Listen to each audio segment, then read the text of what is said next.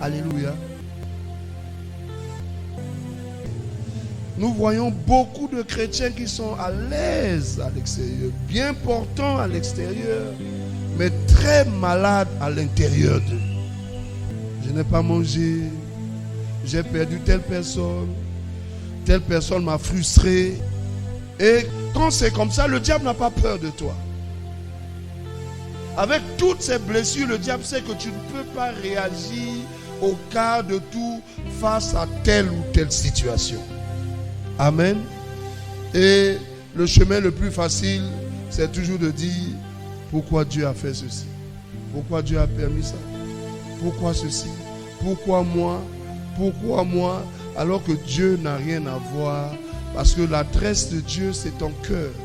Et quand il y a des choses dans ton cœur, quand il y a des douleurs, quand il y a des ressentiments, quand il y a le manque de pardon, quand il y a la méchanceté dans ton cœur, le Saint-Esprit est obligé de partir. Alléluia. Le problème, ce n'est pas de recevoir le Saint-Esprit. Le problème n'est pas de ressentir la présence du Saint-Esprit. Non. Pour être un chrétien fort, un chrétien puissant, un chrétien qui peut résister à n'importe quelle situation, n'importe quelle épreuve, il faut que tu sois d'abord fort à l'intérieur. Alléluia. Alléluia. Dans la mentalité de victoire, nous avons expliqué que quand Jésus était face à la mer, Jésus n'a pas chassé la mer. Jésus a parlé à la mer, mais il a menacé le vent qui était l'étranger qui était venu dans la situation. Donc il faut savoir, il faut connaître quel genre de combat tu dois mener dans ta vie. Qui tu combats dans ta vie. Il y a d'autres qui combattent même leur bienfaiteur. Il y a d'autres même qui combattent Dieu dans leur situation. Ils disent c'est pourquoi Dieu a permis, alors que Dieu n'a rien à voir. Nous avons vu ça. Amen. Et puis l'entourage. Jésus n'a pas eu de soucis avec la tempête qui est descendue. Mais le problème de Jésus, c'était avec les gens qui étaient autour de lui. C'est eux qui l'ont dérangé. Il dit, mais réveille-toi. Jésus savait qu'il maîtrisait la tempête. La tempête ne pouvait pas inquiéter Jésus. Mais le problème que Jésus avait, c'était son entourage. Comment l'entourage, les gens du travail, les gens autour qui sèment des choses pour te casser, pour te briser. Pour Jésus, cette tempête, je peux la maîtriser. Cette tempête, je la maîtrise. Mais est-ce que les gens qui sont autour de moi, est-ce qu'ils comprennent ce qui se passe? C'était ça la problématique. Amen. Donc, après, ce que le Seigneur nous a dit, il dit, jugez-vous vous-même. C'est-à-dire, pour connaître l'indépendance spirituelle, la grande victoire dans cette indépendance passe d'abord par le fait que nous devons nous juger nous-mêmes. Chaque situation qui arrive dans la vie de chaque chrétien, on a tendance toujours à pointer du doigt telle personne. Mais pendant que tu fais ça, il y a 4 qui viennent vers toi. Il dit, comme pour dire que mais toi aussi, il faut vérifier. C'est vrai que c'est moi, j'étais pas là. Mais moi, peut-être, ça peut être juste une goutte d'eau. Mais le problème, c'est, est-ce que tu vérifies ton cœur? Est-ce que ça va dans ton cœur? Amen. Nous allons prendre Matthieu 7. Matthieu 7 à partir du verset 1 jusqu'au verset 5. Et puis le verset 12. Qui est notre texte de base. Vas-y. Ne jugez point, afin que vous ne soyez point jugés. Car on vous jugera du jugement dont vous jugez, et l'on vous mesurera avec la mesure dont vous mesurez. Pourquoi vois-tu la paille qui est dans l'œil de ton frère, et n'aperçois-tu pas la poutre qui est dans ton œil? Et comment peux-tu dire à ton frère, laisse-moi ôter une paille de ton œil, toi qui as une poutre dans le tien? Hypocrite, ôte premièrement la poutre de ton œil, et alors tu verras comment ôter la paille de l'œil de ton frère.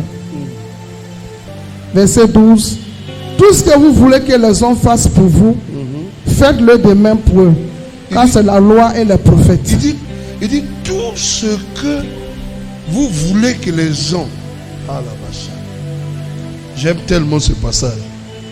Il dit tout ce que vous voulez que les autres vous fassent.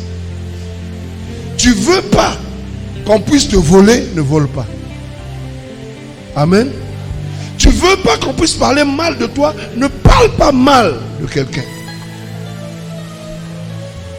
Donc, dans ce passage-là, Dieu nous montre que il y a un certain nombre de choses. Si tu veux les avoir, il y a un type de comportement que tu vas avoir vis-à-vis des autres.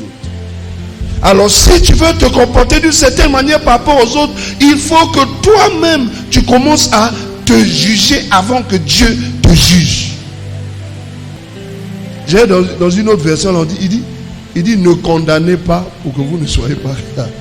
Alléluia. Vas-y. Ne portez de jugement contre personne. Il dit ne portez de jugement contre personne. Afin que Dieu ne vous juge pas non plus. Afin que Dieu ne vous juge pas non plus. Car Dieu vous jugera comme vous jugerez les autres. Si je ne veux pas que Dieu me juge, c'est-à-dire avant d'attendre le jugement de Dieu qui est terrible, bien aimé, il faut que moi-même je commence d'abord à me juger moi-même. Comment j'ai vécu ma journée? Qu'est-ce que j'ai dit? Est-ce que j'ai offusqué quelqu'un? Est-ce que j'ai parlé mal à quelqu'un? On peut finir une journée sans avoir fait un examen de conscience personnelle et puis on s'en va dormir. Mais si quelque chose t'arrive la nuit, si quelque chose t'arrive en dormant, nous sommes arrivés à la fin des temps, bien-aimés. Je dois vivre ma vie chrétienne comme si c'était le dernier jour. Je dois vivre ma marche avec Dieu comme si c'était le dernier jour. Et beaucoup ne supportent pas ça. Beaucoup disent, mais oui, la fin du mois, il faut que j'aille voir Abassam, il y a un terrain. Mais qui t'a dit que tu verras la fin du mois? J'ai mis de l'argent de côté, je vais aller à Bassam parce qu'on m'a dit il y a des terrains là-bas, tout. Je dis mais c'est pas vrai. C'est la preuve même que tu connais même pas Dieu. Est-ce que quelqu'un comprend ce que je dis? Chaque jour, quand il dit jugez-vous vous-même, chaque jour je dois être sévère avec moi-même. Parce que pour le jugement de Dieu, Dieu va aller dans les détails avec moi. Dieu ne va pas regarder seulement ce que les gens regardent. Il a une belle voiture, il a une belle femme, il a une belle chemise. Hey, Dieu ne regardera pas ça. Ça, c'est ce que les hommes, le commun de monter. Oh là là, oh regarde, oh là là, regarde comme il est habillé, tout. Ça, c'est ce que les hommes regardent. Mais le jugement de Dieu, mon Dieu, la Bible dit que avant même que quelque chose sorte de ta bouche, il sait. Donc le jugement de Dieu sera profond. Il tiendra compte des choses que nous-mêmes, nous ne voyons pas. Des choses que le reste, les hommes ne voient pas. Des choses même qui font honte. Donc avant de juger telle ou telle personne, je dois d'abord commencer par moi-même. Est-ce que je suis bien? Est-ce que je me comporte bien? Est-ce que je n'ai pas frustré? Est-ce que je n'ai pas fait du mal? Est-ce que je n'ai pas parlé comme ça? Mais aujourd'hui, ce n'est plus la préoccupation. Il dit, beaucoup de personnes veulent des moissons. Ils veulent moissonner. Oh Seigneur, je veux une voiture, je veux une maison, je veux ceci, je veux ceci. Mais ils ne tiennent pas compte, ils ne font pas attention au type de semences qu'ils ont mis sur la terre. Et quand tu ne vois pas telle ou telle chose, Dieu m'a abandonné. Mais qu'est-ce que tu as semé? C'est le monde de la moisson. Oh, je veux ceci. Cette fin d'année, au nom de Jésus-Christ, parce que tu as vu telle personne, a eu telle voiture, toi aussi tu commences à redoubler de prière. Mais tu sais, qu'est-ce qui te motive? Qu'est-ce qu'il y a dans ton cœur? Qu'est-ce qui te motive? Si c'est la convoitise, tu n'auras rien. Et tu vas accuser Dieu. Donc l'église des derniers temps, dans Agé, nous avons lu, Il dit que la gloire de la dernière maison sera plus grande. La Bible avait dit qu'il y a une grande gloire qui arrive dans l'église des derniers temps. Mais ça commence par une chose, bien aimé. Se juger soi-même. Il y a des gens qui viennent encore à l'église, mais ils ont des rancunes dans leur cœur. Ils ont la colère dans leur cœur, la méchanceté. Mais le Saint-Esprit va venir sur toi, mais il ne peut pas demeurer dans ta vie. Il viendra un moment, mais après il va partir, parce que ton cœur est chargé. Ton cœur, c'est son adresse, mais il ne peut pas habiter dans un cœur rempli de rancune, de méchanceté, beaucoup de choses. C'est pour ça qu'il nous lance un défi ce mois-ci. Est-ce que tu peux te juger toi-même? Ce qui fait honte, que personne ne voit. Est-ce que, avant que moi je vienne avec mon bâton, est-ce que toi tu peux commencer devant la présence de Dieu à t'humilier? Seigneur, enlève ça. Seigneur, aie pitié. Parce que la vraie réussite qui vient de Dieu commence d'abord à l'intérieur. À l'intérieur. Alléluia. Le temps du cinéma est passé. C'est le temps de la... Parce que nous sommes arrivés à la fin. Regardez comme les gens sont en train de mourir. Regardez comme les gens sont en train de mourir, bien-aimés. Est-ce que tout ça ne doit pas nous interpeller? Examine-toi d'abord. Avant que Dieu lui-même te juge, examine-toi. Continue. Verset 2. Car Dieu vous jugera comme vous jugez les autres. Il vous mesurera avec la mesure. Il dit comme tu juges les autres, Dieu aussi va faire pareil. Toi qui aimes parler des autres, sans parler de toi. Oui. Il vous mesurera avec la mesure que vous employez pour eux. Verset 3. Pourquoi regardes-tu le brin de paille qui est dans l'œil de ton frère, alors que tu ne remarques pas la poutre qui est dans ton œil? Verset 4.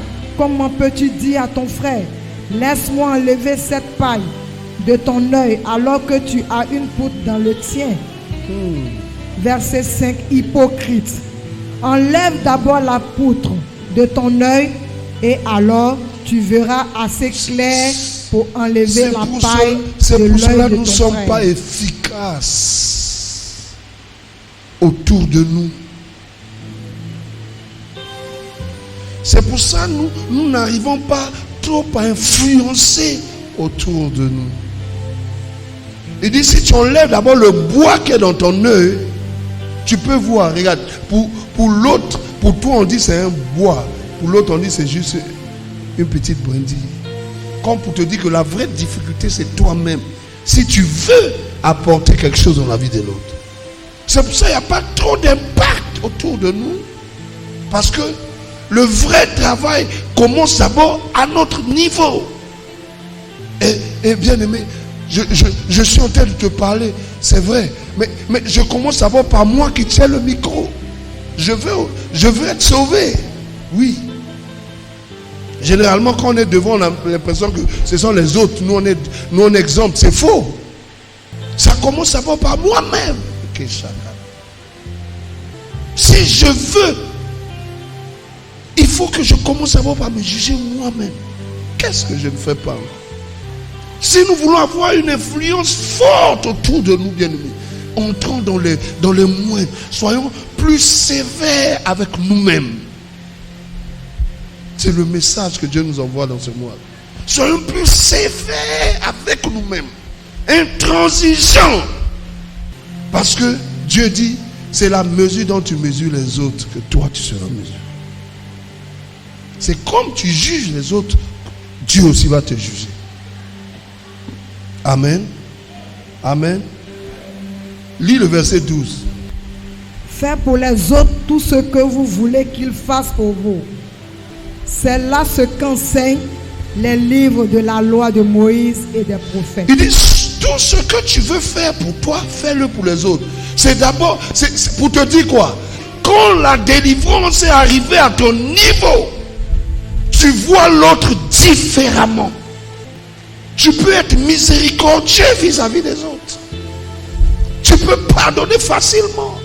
Ça s'applique même surtout dans les foyers, même c'est plus compliqué même.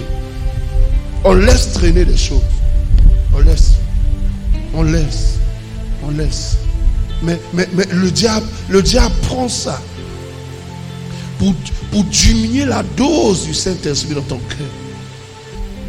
Pour te voler un certain nombre de choses. Il te laisse. Donc tu dis ça va, ça je laisse. Mais tu n'as pas véritablement laissé ça dans ton cœur. Ce que le monsieur t'a fait, ce que madame t'a fait, tu laisses ça dans ton cœur. Mais c'est ce cœur-là que tu viens présenter à Dieu ce matin. Pour que Dieu réponde aux questions que lui seul peut apporter la source. Mais quand tu viens, voici la difficulté de Dieu. Il ne peut pas entrer dans ce cœur. Il ne peut pas entrer dans cette maison parce qu'il y a des choses qui l'empêchent. Tu ne peux pas dire à Dieu, bon c'est sale, viens entrer comme ça. Dieu ne peut pas. En Dieu lui-même, il est saint. Il ne peut pas entrer. Tu ne peux pas l'obliger. Mais pourtant, il veut te faire du bien. Jérémie 5, verset 25. Dans Jérémie 5, nous avons vu quelque chose, il nous a dit. Il dit, regarde, c'est comme si Dieu vient laver ses mains. Il dit, tout ce qui t'arrive, c'est pas moi. Voilà. Toi, tu veux dire que c'est pas moi. Je me lave les mains, c'est pas moi. Jérémie 5, verset 25. C'est à cause de vos iniquités que ces dispensations n'ont pas lieu. Dieu dit, c'est pas moi. Hein. Si telle chose tu attends, tu n'as pas reçu, c'est pas moi. Dieu vient comme au village, comme on fait, on met l'eau, on lave ses mains, on dit, c'est pas moi. Il dit, c'est pas moi. Ce que tu attends, ce que tu veux voir, des choses extra, il dit, c'est pas moi, ce sont tes iniquités à toi. Continue. Ce sont vos péchés qui vous privent de ces biens. César, lis ça dans ta version rapidement. Jérémie 5, verset 25. Mais ce sont vos péchés qui ont tout dérangé. Oh mon Dieu. Ça dit, tu vas te repentir, toi qui accuses Dieu, c'est ma promotion, j'ai perdu mon travail, tout. Dieu s'en lave les mains, il n'a rien à voir dedans. C'est pour ça qu'il nous demande de nous examiner d'abord. Il dit, c'est pas moi, ce sont vos iniquités qui font que vous ratez un certain nombre de choses. Continue. Ce sont vos fautes qui vous ont privé de ces biens. Il dit, ce sont vos fautes qui vous ont privé. Je vois quelqu'un qui devait être directeur de société. Et tu viens déposer ta demande auprès de celui qui a pris ta place. Pourquoi? Parce que tes iniquités ont fait dévier. Tes iniquités ont dévié ce que Dieu avait prévu pour toi. Dans une version, il dit, ce sont vos fautes qui ont dévié. Comme si le diable fait exprès pour mettre la tentation devant toi, pour dévier, pour mettre la colère, le mensonge, pour dévier les choses. Au nom puissant de Jésus-Christ. Tout ce qui a été dévié, au nom de Jésus, que le Seigneur nous ramène ça au nom de Jésus-Christ. Amen. Oui, maman, rapidement. Alléluia. Jérémie 5, verset 25. Vos torts ont perturbé tout cela. Vos fautes ont fait obstacle à ses biens. Ça dit, pour Dieu, c'est déjà fait. Pour Dieu, il a prévu ton mariage. Pour Dieu, il a prévu des grandes choses pour toi. Mais la difficulté, ce sont tes fautes, ce sont tes iniquités. Bien-aimé, est-ce qu'on ne peut pas se concentrer sur ça? Est-ce qu'on ne peut pas se concentrer sur ça pour voir ce que Dieu a prévu pour nous? Il dit l'église des derniers temps. Il dit la gloire de la dernière maison sera plus grande. Et cette maison, ce n'est pas le bâtiment. Cette maison, c'est toi. Il y a une gloire extraordinaire. Il dit la gloire qui est arrivée dans la première maison ne sera rien comparée à celle qui viendra dans la maison que tu es. Je vois tes voisins venir, nous voulons voir ton Dieu. Bien-aimé, cette gloire doit sortir. Mais pour que cette gloire sorte, il faut que je m'examine. Il faut que je sois sévère avec moi-même. Alléluia. Alléluia. Ésaïe 50, verset 1 à 2. Ainsi parle l'Éternel. Où est la terre de divorce par laquelle j'ai répudié votre mère? Ou bien, auquel de ces créanciers vous ai-je vendu? Voici, c'est à cause de vos iniquités que vous avez été vendus. Et c'est à cause de vos péchés que votre mère a été répudiée. Regardez, Dieu est obligé de se justifier. Est-ce que quelqu'un voit ça? Lis ça dans ta version, maman Esther. Où est la lettre de divorce par laquelle j'ai répudié votre mère? Ésaïe 50, verset 1. Voici ce que le Seigneur déclare. S'il est vrai que j'ai renvoyé Jérusalem, votre mère, montrez-moi le certificat prouvant que je l'ai répudié. Ou encore, dites-moi à qui je vous aurais vendu comme esclave en paiement de mes dettes. Si vous avez été vendu, c'est à cause de vos crimes. Regarde, Jérusalem vivait des choses incroyables, des attaques, les ennemis les oppressaient, tout. Et le peuple a commencé à murmurer. Ça, c'est quelle affaire? C'est quel Dieu là? C'est pour ça que Dieu répond comme ça. Il dit, je n'ai pas répudié Jérusalem. Je reste toujours le Dieu qui a déclaré des paroles, qui a dit un certain nombre de choses sur Jérusalem. Je reste toujours ce Dieu-là. Mais ce n'est pas moi. Et il dit, ce sont vos fautes. Si Jérusalem est assiégée, attaquée, tout, c'est pas vous, c'est pas moi. Je n'ai pas répudié Jérusalem. C'est la ville sainte de Dieu. Mais il y a quelque chose qui se passe à Jérusalem qui ouvre un grand portail à l'ennemi. C'est pas seulement spirituel, mais ça agit aussi dans le physique. Le diable est malin. Il dit, Jérusalem, je ne vous ai pas répudié. Je ne vous ai pas répudié. Mais ce qui vous arrive, les attaques, les accidents, les choses qui retardent les bénédictions, c'est à cause de vos fautes.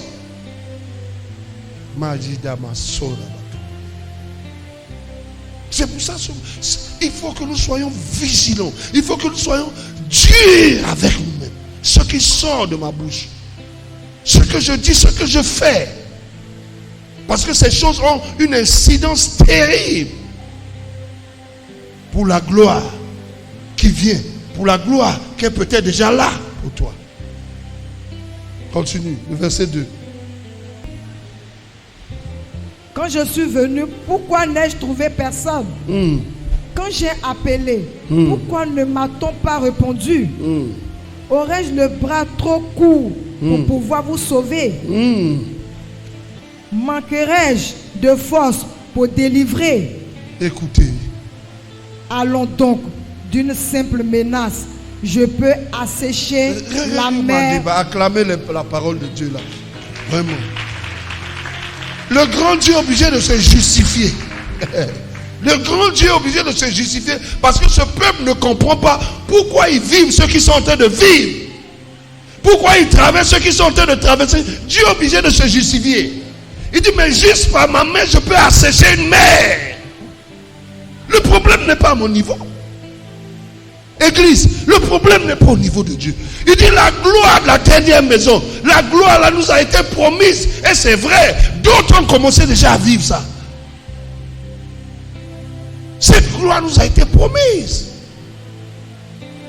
Mais il faut que, bien-aimés, avant que Dieu nous juge, il faut que nous-mêmes, Makuta la Bashaka, tu verras la gloire de Dieu se manifester. Tu verras des grandes choses dans ta vie, bien-aimée. Mais commence par t'examiner toi-même. Alléluia. Alléluia. Il dit, ma main est-elle courte? Qu'est-ce que Dieu ne peut pas faire? Dieu même était loin. Il a dit à Moïse, lève juste ton bâton. Et la mer s'est divisée. Lui-même, il n'est même pas descendu. Il a dit à Moïse, lève ton bâton, la mer s'est divisée. Lui-même n'est pas descendu. Juste quelqu'un qui marchait dans les voies du Seigneur a parlé au soleil que Dieu a créé. Le soleil s'est arrêté. Makuda Mashaka. Qu'est-ce que Dieu ne peut pas faire avec toi? Qu'est-ce que Dieu ne peut pas faire avec nous? Ce qui nous demande, examinons-nous, bien-aimés. Nous voulons vivre des choses extraordinaires. Dès que tu rentres ici, tu veux voir des choses extraordinaires. Examinons-nous. Ce n'est pas la faute de Dieu. Amen. Ça commence par mon cœur, bien-aimé. Si tu ne contrôles pas ton cœur va te contrôler. Si tu ne contrôles pas ton cœur va te contrôler. Il faut donner la possibilité à ton cœur. Tu dis à ton cœur, écoute le pasteur. Maintenant qu'il parle, écoute le pasteur. Au lieu de penser au foutu banane qu'on a laissé à la maison. Là. Bien-aimé, la vraie difficulté, bien-aimé, c'est qui contrôle le cœur. On peut être là et ne pas être là. On peut être assis ici et le cœur, le diable, envoyer le cœur ailleurs. Mais comme Dieu sait, le diable sait que le cœur là c'est comme une bouteille. Chaque fois, quand tu diriges ça, tes oreilles envers le pasteur, c'est comme si l'eau entre dans la bouteille. Donc pour ne pas que l'eau entre dans la bouteille, il envoie tes pensées ailleurs. Mon voisin, en train de tuer son mouton là-bas, est-ce qu'il a gardé ma part? Hey! Marabasanda bakaya basai. Sors, esprit de mouton. Au nom de Jésus. Sors. Donc on peut être là et ne pas être là. Et le diable sait. La gloire doit venir. Mais la sanctification d'abord. La gloire est là. Mais c'est la sanctification d'abord.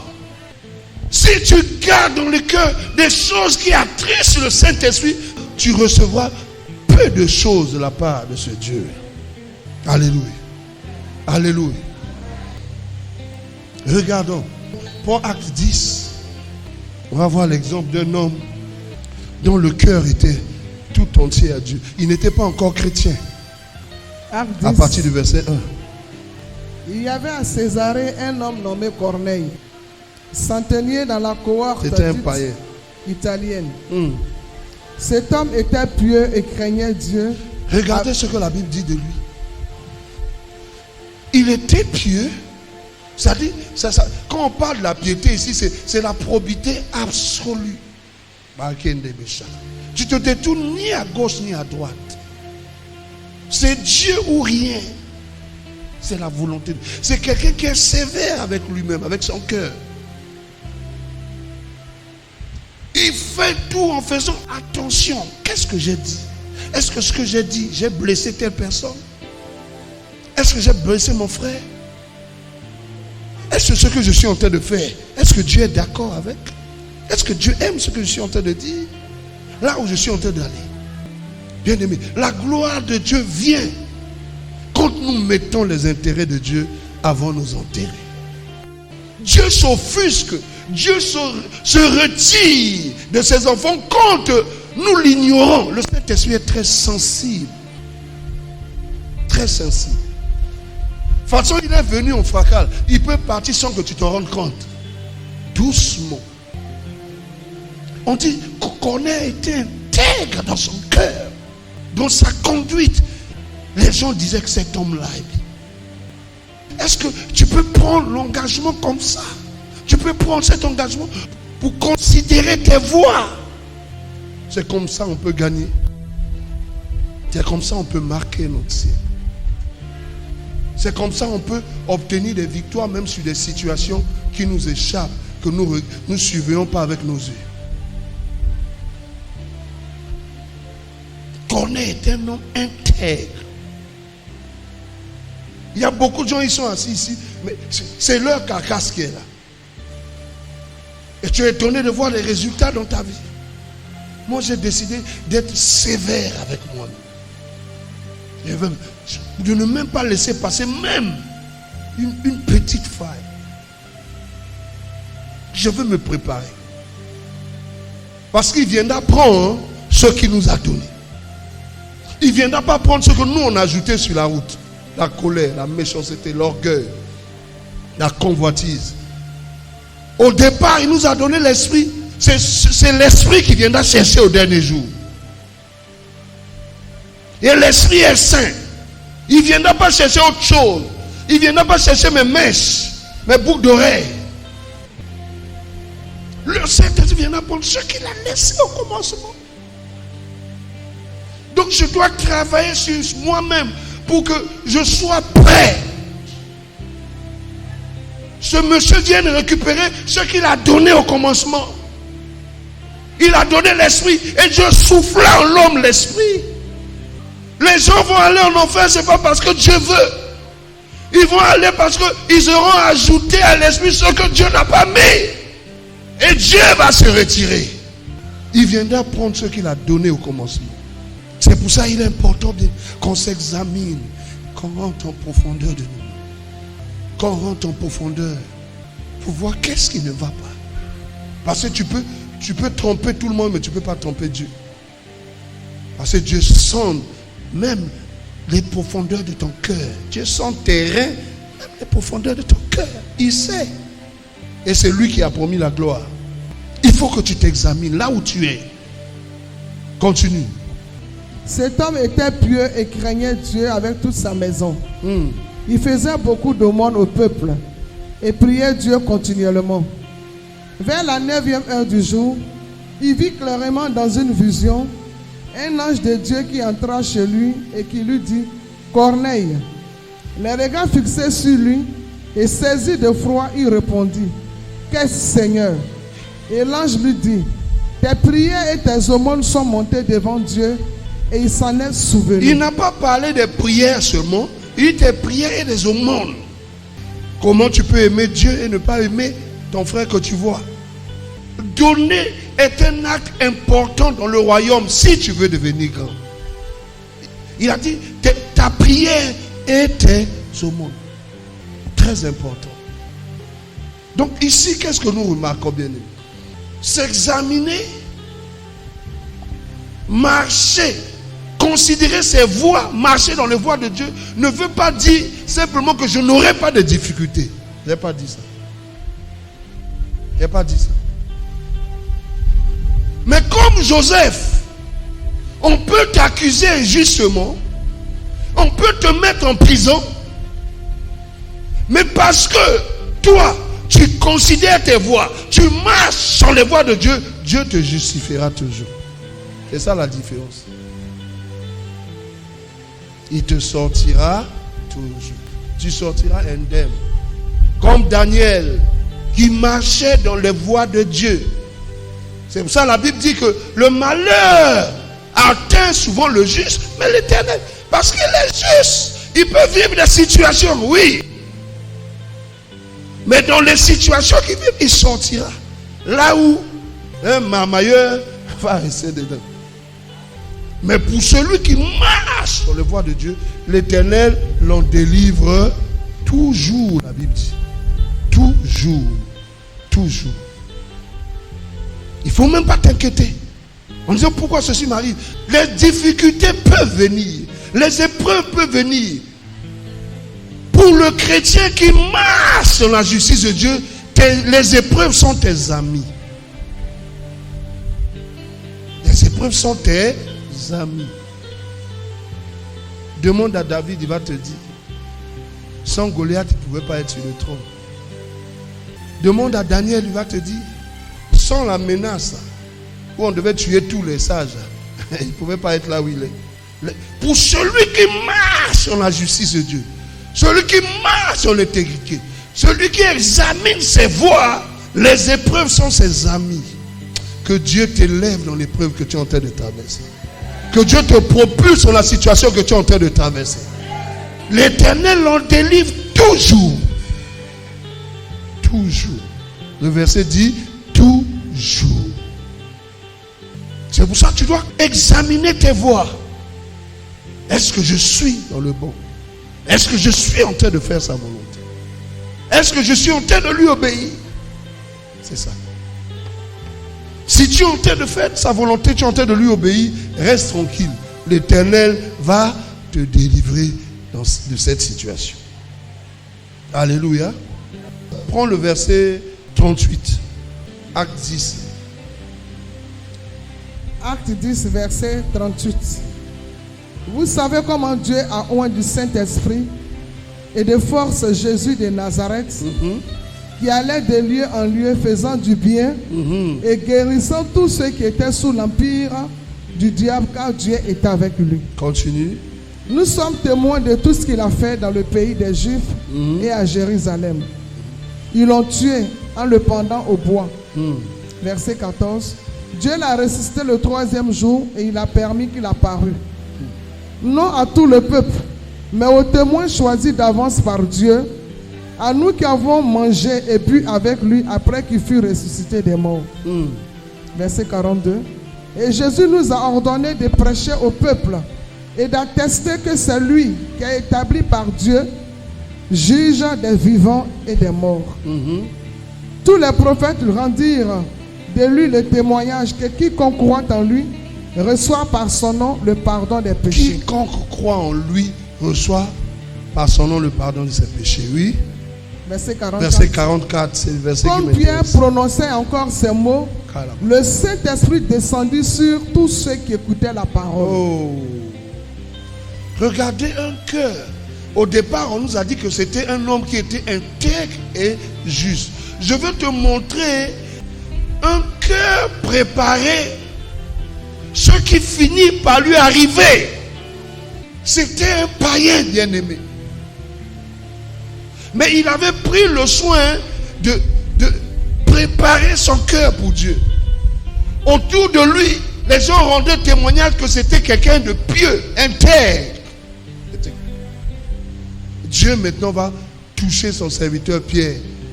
Là où on ne pouvait pas penser. Vous voyez, quand tu vas lire à la maison, Pierre même va dire, il dit, mais vous savez qu'il n'est même pas permis à un juif de venir. Pierre, malgré que Dieu s'est révélé à lui, tellement c'était bizarre, il va leur dire, vous savez qu'il n'est même pas permis. À cause du fait que Corneille a pris au sérieux sa vie, n'a négligé aucun détail. Dieu ou rien. La volonté de Dieu ou rien. Il dit, je ne mens pas, je ne mens pas. De ne pas voler, je ne vole pas. De respecter les lois de Dieu. Même si personne me voit, je vais le faire pour la gloire de ce Dieu. Là où il y avait la loi, Dieu a brisé la loi. Quand il a monté la nourriture à Pierre, Pierre dit, depuis ma jeunesse, je n'ai jamais mangé quelque chose d'impur. Dieu dit, mais moi, ce que moi, Dieu, je déclare pur, qui peut dire que cela est impur? Quelque temps après, il dit, Pierre, descends, il y a des gens qui t'attendent. Quand il arrive là-bas, il dit aux gens là, il dit, mais il ne m'est même pas permis. Dans cette dimension de gloire, bien-aimé, ce que tu n'avais pas pensé avoir, je vous dis, ma couve m'a dit là-bas, fou là-bas, chacun. Pendant que tu vas t'examiner ce mois, des choses impossibles, incroyables. Pierre l'a témoigné, il dit, il n'est même pas permis à un juif de venir chez un étranger. Mais parce que cet homme a pris soin de vivre la vie du Dieu des Juifs. Comme ça la Bible dit, les premiers seront les derniers. Il était touché, le Seigneur était touché. Il y a des choses qui vont t'arriver. Tes parents, tes amis vont se dire, mais comment est-ce possible? Mais tu sais pourquoi c'est possible? Parce qu'il y a une promesse qui est attachée. Il dit, la gloire de la dernière maison sera plus grande que la première. Je lance un défi à quelqu'un. Il dit, la gloire de la dernière maison. Et cette gloire s'attache à ta vie au nom de Jésus-Christ. Change. Prenons le péché en haine. C'est que tu peux négliger. Qu'est-ce qui te dit que Dieu néglige? La prière du soir que tu veux négliger, qu'est-ce qui dit que Dieu néglige ça? Pour ne pas dire le diable. Et quand les situations t'arrivent, tu dis Dieu m'a abandonné. Dieu ne t'a pas abandonné. C'est toi qui as fait preuve de négligence. Mais tu sais, quand quelqu'un marche dans l'esprit, quand quelqu'un marche dans l'esprit, il ne néglige aucun détail. Au moment où quelque chose veut dire, le Saint-Esprit saisit, dit fais ça, tu as oublié ça. Est-ce que je parle à quelqu'un? Est-ce que je parle à quelqu'un? Il y a une gloire, il y a une promesse de gloire qui est attachée à l'église aujourd'hui. Il y a une promesse de gloire qui est attachée à l'église aujourd'hui. Il y a une promesse de gloire qui est attachée à l'église aujourd'hui. Il faut que nous nous sanctifions. Si nous nous sanctifions, bien-aimés,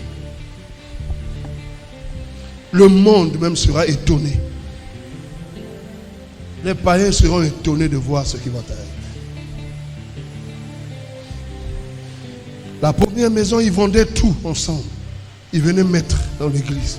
Ils venaient pour partager. Mais ce qui va arriver maintenant, parce que toi tu as décidé de marcher avec Dieu, parce que toi tu as décidé de t'examiner, parce que toi tu as décidé de suivre tes voies, parce que toi tu as décidé de dire seulement ce que Dieu dit, ce que Dieu te promet, ça va dépasser ton entendement dans le nom de Jésus. Là où tu n'as pas semé, tu moissonneras. La Bible dit tu es le sel de la terre. Tu es la lumière du monde. Par tes fautes, le diable veut que tu perdes ta saveur. Par la négligence, par le péché, par la désobéissance.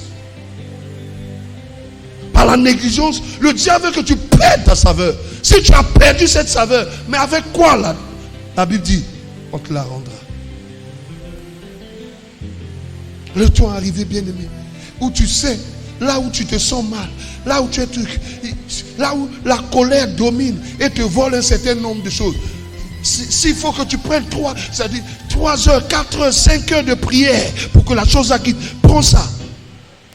Parce que ça peut permettre à ce que, comme Moïse, tu risques de voir Canaan sans entrer. Le mensonge, l'impudicité qui te fatigue, bien-aimé. Prends des moments de jeûne pour ça, pour que ça. Si c'est ça le problème, quand Dieu a ôté ça, la gloire va venir. Tu vas remarquer toujours dans l'Ancien Testament, chaque fois qu'il voulait descendre, il leur demandait une chose. C'était quoi? Sanctifiez-vous. La seule chose qui peut empêcher Dieu de travailler dans ta vie, c'est ça. Je disais le mercredi, imaginez, si Joseph avait accepté la tentation de sa patronne, il ne devait pas avoir de problème. Il devait éviter la prison. Il devait être le bon petit de madame. Même quand le patron devait s'énerver, il dit, mais le gars là, il travaille mal. La patronne devait dire, oh, il faut le laisser, tu vois, il faut avoir pitié de lui. C'est un étranger, c'est un truc, pardon, il faut le laisser. Pourquoi? Parce qu'il en a fait sa copine. On devait dire un boy à l'aise. Mais qu'est-ce qu'il devait rater? Le poste de premier ministre. Ça m'a choqué. Parce que Joseph a refusé de faire la volonté du diable. Il est allé en prison. Mais parce que la Bible dit que l'Éternel en délivre toujours, Joseph est sorti. Mais quand Joseph est sorti, Dieu a fait de Joseph le patron de celui qui l'a mis en prison. Imaginez la vie de Potiphar et la conscience de cette femme. Usaka le male sotobo la baye. Nakandi makobo pale sande laba. Londobo kandi laba te iko. Lupai lekindobo pori kanda yakai. Loko likanda babakusa kataka. Le sacrifice est le transport entre le ciel et la terre. Le transport, le sacrifice. Ça lui a coûté quelque chose. Mais le ciel avait libéré déjà la place du premier ministre pour cet homme. Que Dieu voit le sacrifice que tu es en train de faire pour sa gloire et qu'il te transporte dans une dimension élevée. Celui que tu es en train de déposer ton dossier, c'est lui, c'est ta place qu'il a pris. Pourquoi? Parce que tu as négligé ta marche avec le Seigneur. Tu as négligé ta vie spirituelle. Celui que tu es en train de venir, tu as jeûné vers lui pour qu'il t'impose les mains. C'est même pas lui qui devait t'imposer les mains. C'est toi qui devais lui imposer les mains. Parce que tu as négligé de tout même dans ta vie. Tu as négligé des choses.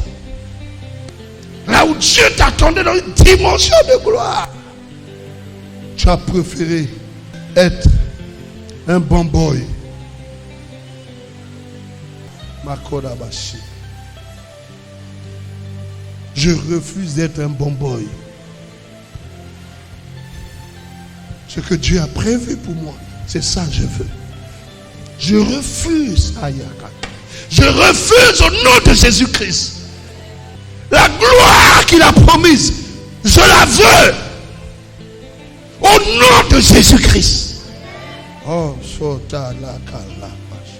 Salomon a bien commencé. Mais lui, il ne s'est pas examiné. Sa fin était tragique. C'est lui qui nous a dit vanité de vanité, tout est vanité. La sagesse de Dieu, la richesse de lui attend. Mais il n'a pas examiné ses voies. Il a touché au feu étranger. Il a construit des trucs pour des dieux étrangers. Il y a une place que Dieu te réserve. L'église est un étang. Ce sera la difficulté aujourd'hui. Les gens vont préférer là où on va leur annoncer l'évangile, tu seras béni. Tu seras béni. Je me vois même cette bénédiction sur sa tête. Mais il est en train de t'insulter même. Mais comment recevoir ça? On ne te dira pas. Comment marcher et garder cette bénédiction? On ne te dira pas. Parce que lui-même, il est dans une situation de compromission. Moi, je veux que Dieu nous élève ensemble. Si tu m'écoutes avec les oreilles de ton cœur, ce message, ça va changer ta vie. Regardez, bien-aimés. L'homme a deux dimensions. La dimension charnelle et la dimension spirituelle. Beaucoup d'entre nous écoutent le message avec la dimension charnelle et il était difficile, bien-aimés. Aucun homme ne peut obéir à cette parole s'il reste charnel. Personne. Quels que soient tes efforts, tu peux te concentrer. Aucun homme ne peut obéir à cette parole si tu restes un homme charnel. Romains 8, tu pourras lire. Aucun homme. Pour que nous puissions obéir à cette parole, il faut que nous puissions accéder à la dimension spirituelle. La chair est inimitié avec l'esprit. Marie voulait quelque chose, un miracle. Lazare. Mais la chair commençait à pourrir. Mais Jésus est venu parler à Lazare par son esprit. Parce que Jésus est un homme spirituel. C'est l'esprit qui peut parler à l'esprit. Quand Jésus a parlé à l'esprit de Lazare s'est levé. Accédons à la dimension spirituelle, bien. Sinon nous aurons des souhaits. Nous allons prendre des décisions. Mais nous allons rester au même endroit. Au même endroit. Au même niveau. Rien ne va nous obéir. Comment tu peux comprendre un homme qui est un homme,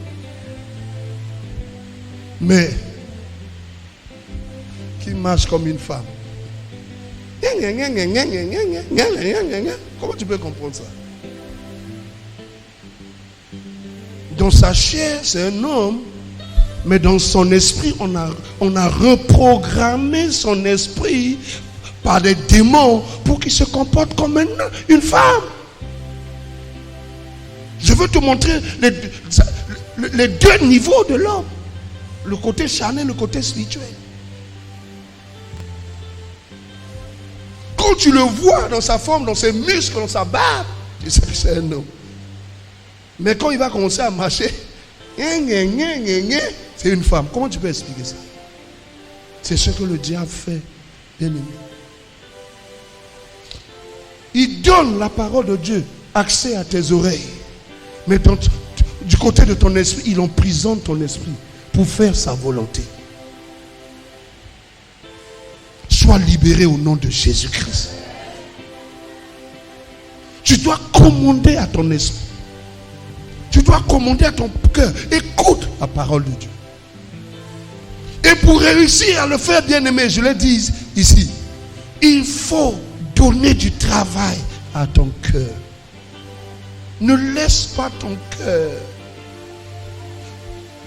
Ça dit, tes oreilles m'écoutent, mais ton cœur se promène dans l'église. My God. Et la parole, là, tu n'as pas accès. C'est comme un homme. Il est un homme dans sa forme, mais à l'intérieur de lui, c'est une femme. Pourquoi? Parce que le diable a réussi à reprogrammer. Je déprogramme ce que le diable a mis dans ton esprit. Et je programme la volonté de Dieu. Tu aimeras écouter la parole de Dieu. La parole de Dieu va te changer. La parole de Dieu va te transformer. La parole de Dieu va te conduire dans une dimension de gloire au nom de Jésus-Christ. Ce que le diable a programmé, je détruis cela au nom de Dieu. Tu peux voir un culte de 2 heures, 3 heures va t'énerver. Un film de 6 heures, tu es content. Tu manges popcorn, tu manges, tu peux rester 6 heures là. Qu'est-ce qui a été programmé dans ton esprit? Qu'est-ce qui a été programmé dans ton esprit? Tu aimes les choses inutiles qui vont te conduire en enfer et les choses qui vont te préparer pour le royaume. Parce que nous sommes arrivés à la fin de ça t'ennuie. Le diable a programmé, déprogrammé ton esprit pour te préparer à l'enfer. Alors ce matin, tu dois dire, trop c'est trop. Saint-Esprit, prends ta place. Mon esprit obéit à la parole de Dieu. Mon esprit aime la parole de Dieu. La parole de Dieu, c'est la nourriture de mon esprit. J'ordonne à mon cœur de lire la parole. J'ordonne à mon cœur de mettre en pratique la parole. J'ordonne à mon cœur de faire ce qui est écrit dans ce livre. Alors, la présence du Saint-Esprit va te remplir. Parce que l'esprit et la parole sont un. L'esprit, répète ça avec moi. L'esprit et la parole sont un. Celui qui aime la parole, qui néglige l'esprit, c'est comme un homme à moitié. L'esprit et la parole sont un.